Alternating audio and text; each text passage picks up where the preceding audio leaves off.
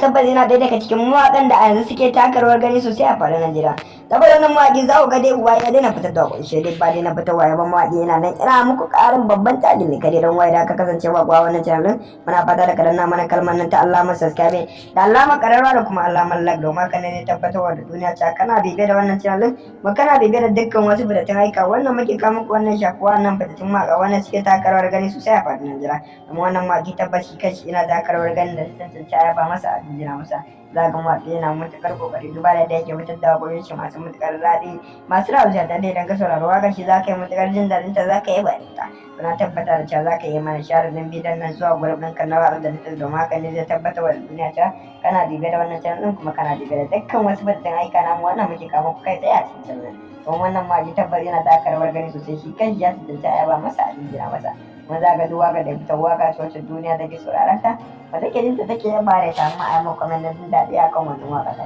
saboda haka muna ƙara muku godiya musamman wajen comment da kuke mana a kowane lokaci a cikin channel haka yana ƙara tabbatarwa da cewa kuna bibiye da wannan mabi kuma kuna bibiye da dukkan wasu fitattun aika nashi wannan yake fitowa to dan uwa muna ƙara muku godiya musamman wajen comment da kuke mana a cikin channel haka yana ƙara tabbatarwa da cewa wannan fashin mabi fa ina da dambun masoyan sosai a fatan da muna ƙara muku godiya to musamman wajen share da comment san duduwa nan muka lokacin bidiyon muna fata ku kasance da mu a cikin sabon shirin ma cikin wannan channel ta mai albarka mun gode sosai mun ƙara kasance da ku a wani sabon Salamat dan ba tabbas yana ɗaya daga cikin mawaƙan da a yanzu suke taka rawar gani sosai a faɗin Najeriya. Saboda wannan mawaƙi za ku ga dai uwa ya daina fitar da ƙunshe dai ba daina fitarwa ya ba mawaƙi yana nan ina muku ƙarin babban taji mai kare don waye da aka kasance wa wannan channel muna fata da kadanna mana kalmar nan ta alamar subscribe da alamar ƙararrawa da kuma alamar like domin haka ne tabbatarwa da duniya cewa kana bibiye da wannan channel mu kana bibiye da dukkan wasu fitattun aika wannan muke kawo muku wannan shafuwa nan fitattun mawaƙa wannan suke taka rawar gani sosai a faɗin Najeriya. Kuma wannan mawaƙi tabbas shi kanshi ina taka rawar gani da tantance ya ba masa a jinjina masa.